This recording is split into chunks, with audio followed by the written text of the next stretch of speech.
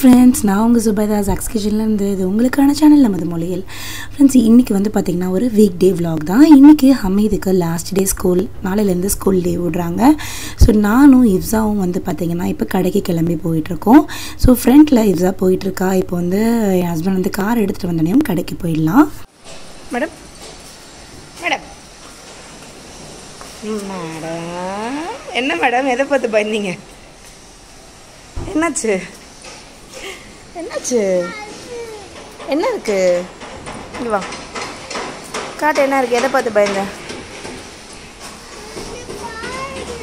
எங்கே இருக்கு? என்ன இருக்கு? அது என்ன இருக்கு அங்கே?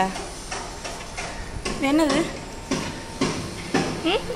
உன்னோட ஃப்ரெண்டு தானே? உன்னோட ஃப்ரெண்டு தானே இப்போ அது?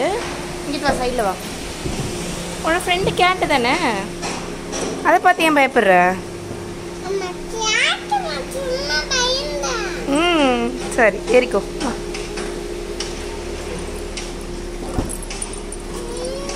ஏறு ஏறு ஏறு ஏறு. ஸோ கடைக்கு ரீச் ஆகிட்டோம். இப்போ கடையில் வந்து பார்த்திங்கன்னா என் ஹஸ்பண்ட் வந்து அவங்களோட ஒர்க் ஸ்டார்ட் பண்ணிட்டாங்க. மார்னிங்கில் ஷாப்பில் வந்ததும் நிறைய ஒர்க் இருக்கும். ஸோ அதை எல்லாத்தையுமே ஸ்டார்ட் பண்ண ஆரம்பிச்சிட்டாங்க. அடுத்து இவ்ஸா என்ன பண்ணிகிட்ருக்கா அப்படின்றத காட்டுறேன். நல்லா அழகாக என்கிட்டேருந்து எஸ்கேப் ஆகி கடையில் ஒரு கார்னரில் போய் உட்காந்துட்டு ஒரு சில வேலைகளை பார்த்துட்ருக்கா. அதை நான் கண்டுபிடிச்சோன்னே அழுக ஆரம்பிச்சிட்டா.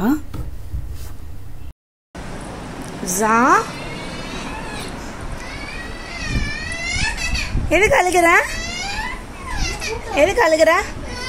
ஃபோன் பார்த்துட்டு இருந்தியா அவ்வளோ நேரம்? ஃபோன் பார்த்தியா? அதுக்கு தானே அழுகிற? மம்மி கண்டுபிடிச்சிட்டேன்னா அழுகிற? ஃபோன் பார்க்கக்கூடாது, சரியா? ஹெல்ப் பண்ணு, ரேப்பிங் ஹெல்ப் பண்ணு. ஃபோன் பார்க்கக்கூடாது.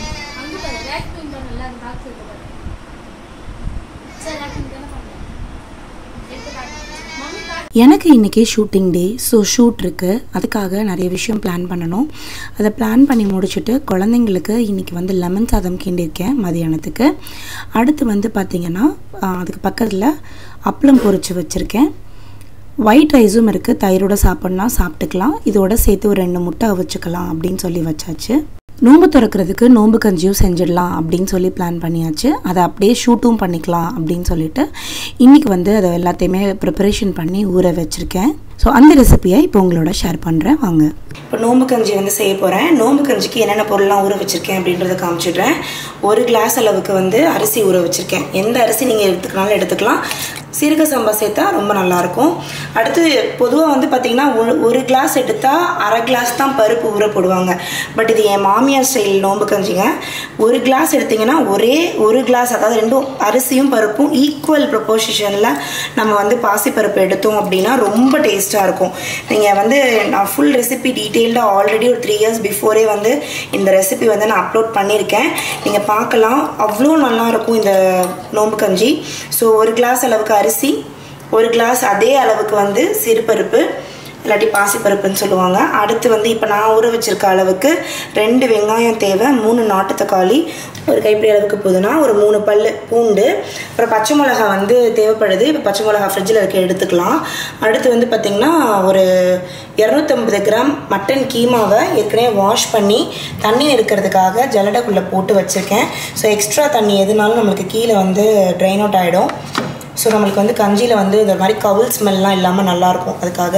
ஸோ இது வந்து ஏற்கனவே நான் வந்து எடுத்து வச்சுருக்கேன். இப்போ நம்ம கஞ்சி செய்ய ஸ்டார்ட் பண்ணிடலாம். வெங்காயம் தக்காளி இதெல்லாம் வந்து நம்ம கட் பண்ணி எடுத்துக்கிறணும்.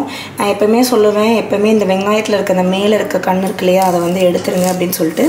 இது வந்து உடம்புக்கு நல்லதே கிடையாது. ஸோ அதனால் எப்போவுமே இதை எடுத்துடணும். 2 வெங்காயத்துலேயுமே எடுத்துடுறேன்.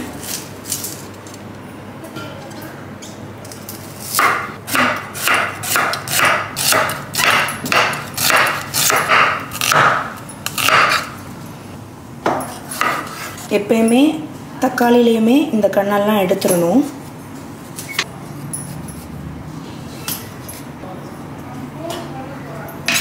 தக்காளி எப்பவுமே இப்படி போட்டு கட் பண்ணக்கூடாது. இப்படி குப்பரை போட்டு ஸ்லைஸ் பண்ணிடணும். இப்படி குப்பரை போட்டு ஸ்லைஸ் பண்ணால் தான் நம்ம கத்தி நல்லா ஷார்ப்பாக இருக்குன்னு அர்த்தம். வரல அப்படின்னா கத்தி வந்து ஷார்ப்பாக இல்லைன்னு அர்த்தம். வெங்காயமும் ரெடியாக இருக்குது, தக்காளியும் ரெடியாக இருக்குது. அரிசி பருப்பை வந்து கழுவி எடுத்துக்கலாம் நம்ம.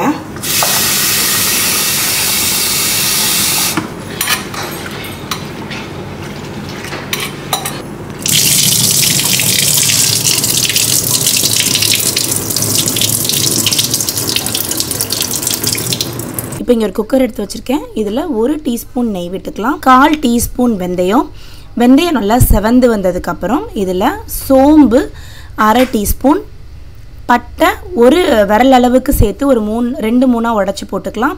10லேருந்து 15 மிளகு, ஒரு 4 பூண்டு, நம்ம ஏற்கனவே கட் பண்ணி வச்சுருந்த 2 வெங்காயம் இதையுமே இதில் வந்து சேர்த்துட்டு ஒரு 5லேருந்து 6 பச்சை மிளகா, 1 கைப்பிடி அளவுக்கு புதினா, 1 கைப்பிடி அளவுக்கு மல்லி, 3 தக்காளி நல்லா நீளமாக கட் பண்ணி வச்சுருக்கேன். அதையும் இதில் சேர்த்துட்டு நல்லா வந்து வதக்கி விட்டுறலாம். இது வந்து ரொம்ப மசிஞ்சு வதங்கணும்னு அவசியம் கிடையாது. லைட்டாக கலர் மாறி சாஃப்ட் ஆனால் போதும். இப்போ நான் காமிச்சிருக்கேன் பாருங்கள், இந்த அளவுக்கு வதங்கினா போதும். அடுத்து இதில் ஏற்கனவே நான் வாஷ் பண்ணி வச்சுருக்க மட்டன் கீமா 1/4 கிலோ இதையுமே இதில் வந்து சேர்த்துட்டு திரும்பவும் வதக்கி விட்டுறலாம். வெங்காயம் தக்காளியோடையே சேர்த்து வதக்கிக்கோங்க. நீங்கள் வெஜிடேரியன், நீங்கள் மட்டன் கீமா சேர்க்காமல் செய்யணும் அப்படின்னு ஆசைப்பட்றீங்கன்னா இதில் நீங்கள் கொண்டைக்கடலை கூட சேர்த்து செய்யலாம், ரொம்ப நல்லாயிருக்கும். இப்போ மட்டன் வந்து நல்ல சைட்லலாம் தண்ணி விட்டுருச்சு.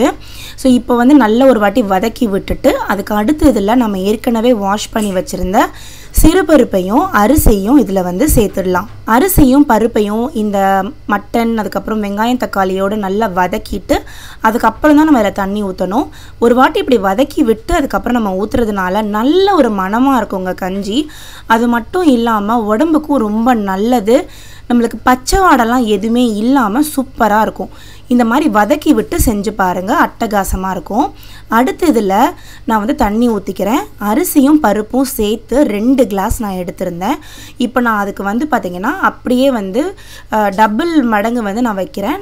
4லேருந்து 4.5 கிளாஸ் தண்ணி நான் வந்து இதில் ஊற்றிக்கிறேன். ஏன்னா கொஞ்சம் நம்மளுக்கு குழஞ்சி வரணும் இல்லையா, அதுக்காக ஊற்றிட்டு இப்போ இதில் சுவைக்கு ஏற்ப நான் வந்து உப்பு சேர்த்துக்கிறேன். நான் வந்து பிங்க் சால்ட் சேர்க்குறேன். ஒரு வாட்டி கிளறி விட்டுட்டு இதை விசில் போட்டுடலாம். 3 விசில் வந்ததுக்கப்புறம் ஸ்லோவில் 10 நிமிஷம் வச்சு எடுத்துக்கலாம். இப்போது விசில் எல்லாமே நல்லா வந்து நம்மளுக்கு தம் ஆகி சூப்பராக ரெடி ஆகிடுச்சு பாருங்கள். இப்போ நம்ம கரண்டியை வச்சு நல்லா இது எல்லாத்தையும் மசிச்சு விட்டுக்கலாம். அரிசி முழுசாக இல்லாமல் நல்லா கிண்டி விட்டு மசிச்சுக்கோங்க. லைட்டாக மசிச்சாலே போதும், டக்குன்னு மசிஞ்சு வந்துடும். இந்த கஞ்சி நம்மளுக்கு உடம்பு சரியில்லாதப்ப கூட சூப்பராக எடுத்துக்கலாம், ரொம்ப நல்லாயிருக்கும். இது குடிச்சிங்க அப்படின்னா உடனே ஒரு வந்து நல்ல ஒரு எனர்ஜியாக ஃபீல் பண்ணுவீங்க. ரொம்ப டல்லாக இருக்குது உடம்பு, நம்மளுக்கு வந்து ரொம்ப டயர்டாகவே இருக்குது அப்படின்னா மத்தியானம் லஞ்சுக்கு பதிலாக இதை செஞ்சு கூட நீங்கள் வந்து குடிச்சு பாருங்கள், ரொம்பவே டேஸ்ட்டாக இருக்கும். இதை பொதுவாக நோன்பு டைமில் நம்மளுக்கு இஃப்தாரில் இதை வந்து நம்ம எடுத்துக்குவோம். ஏன்னா நம்ம ஃபுல் டே வந்து பார்த்திங்கன்னா எதுவுமே சாப்பிடாமல் இருக்கும்போது ஃபஸ்ட்டு இந்த நோன்பு கஞ்சி அதாவது நம்ம பேரிச்சம்பழம் இதெல்லாம் வச்சு நோன்பு திறந்ததுக்கப்புறம் இந்த நோன்பு கஞ்சியை எடுத்துக்கும் போது நம்மளுக்கு நல்ல ஒரு எனர்ஜி லெவலும் பாடியை வந்து நல்ல ஒரு சூடு ஆகாமல் நல்ல வந்து ஒரு குளிர்ச்சி பண்ணுறதுக்காக இந்த நோன்பு கஞ்சி நம்ம எடுத்துக்குவோம். அது மட்டும் இல்லாமல் இதில் எல்லா விதமான சத்துமே இருக்குது. ஃபேட்டு, ஃபைபர், கார்போஹைட்ரேட், ப்ரோட்டீன் எல்லாமே இதில் இருக்குது. அதுக்காக தான் இதை வந்து நம்ம வந்து மெயினாக வந்து ஃபாஸ்டிங் டைமில் வந்து எடுத்துக்குவோம். நம்மளுக்கு உடம்பு சரியில்லாத டைமில் கூட வந்து பார்த்திங்கன்னா இதை நம்ம எடுத்துக்கிறதுனால நம்மளுக்கு நல்ல ஒரு எனர்ஜி வந்து கிடைக்கும். இப்போ அரிசியும் பருப்பையும் நல்லா வந்து கலந்து எடுத்தாச்சு. இப்போ ஸ்டவ் ஆன் பண்ணிவிட்டு இங்கே ஒரு அகலமான மண் சட்டி எடுத்து வச்சுருக்கேன். இதில் ஒரு 4லேருந்து 5 கிளாஸ் அளவுக்கு தண்ணி ஊற்றிக்கிறேன். இந்த தண்ணி சூடாகட்டும். என்னோடய குக்கர் வந்து பார்த்திங்கன்னா 3 லிட்டர் குக்கருங்க, சின்ன குக்கர். அதனால் அதில் வந்து எக்ஸ்ட்ராவாக நம்ம தண்ணி ஊற்றுறதுக்கு எனக்கு இடம் இல்லை. அதனால் இப்படி தனியாக ஒரு பாத்திரம் வச்சு நான் வந்து இந்த மாதிரி கஞ்சி செய்கிறேன். உங்களோட குக்கர் நல்ல பெரிய குக்கர் அப்படின்னா நீங்கள் அதுலேயே சுடுதண்ணி ஊற்றி அப்படியே வந்து நீங்கள் வந்து கிண்டிக்கலாம்.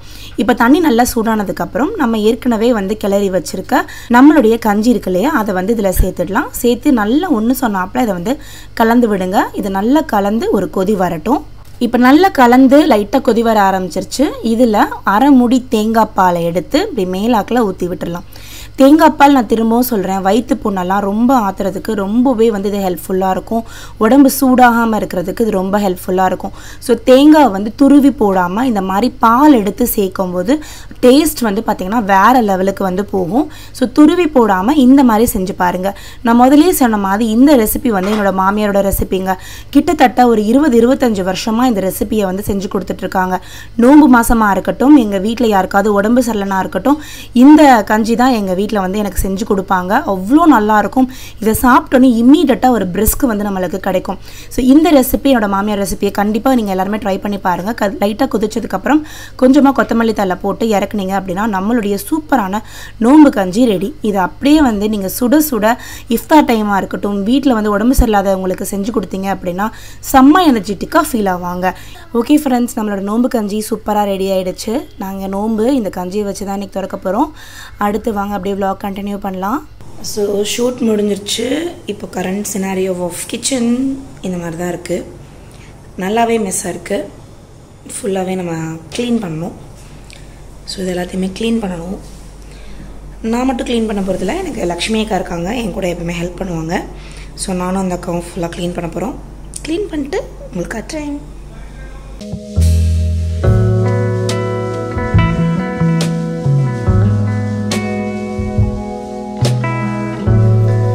ஸோ நோம்பு திறந்ததுக்கப்புறம் ஒரு ஷூட்டுங்க. என்ன அப்படின்னு பார்த்தீங்கன்னா, நம்மளுடைய 10 பீஸ் காம்போ நம்ம கடையில் இருக்குது. ஸோ அந்த ஆஃபர் வீடியோ தான் இன்றைக்கி ஷூட்டிங் இருந்தது. அதையும் வந்து ஷூட் பண்ணிகிட்ருக்கேன். ஸோ ஒர்க்கிங் உமன் அண்ட் மாமா வந்து என்னோடய ஒர்க் நான் இப்படி தான் வந்து பேலன்ஸ் பண்ணிகிட்ருக்கேன். ஸோ இது மாதிரி நிறைய விலாக்ஸ் நீங்கள் எதிர்பார்க்குறீங்க அப்படின்னா கண்டிப்பாக வந்து நீங்கள் எனக்கு கமெண்ட் செக்ஷனில் சொல்லுங்கள். நான் நிறைய விலாக்ஸ் வந்து இந்த மாதிரி டீட்டெயில்டாக வந்து அப்லோட் பண்ணுறேன். ஸோ இந்த விலாக் இதோட முடிச்சுக்கிறேன். நான் உங்களை அடுத்த வீடியோவில் சந்திக்கிறேன். அது வரைக்கும் பை பாய்.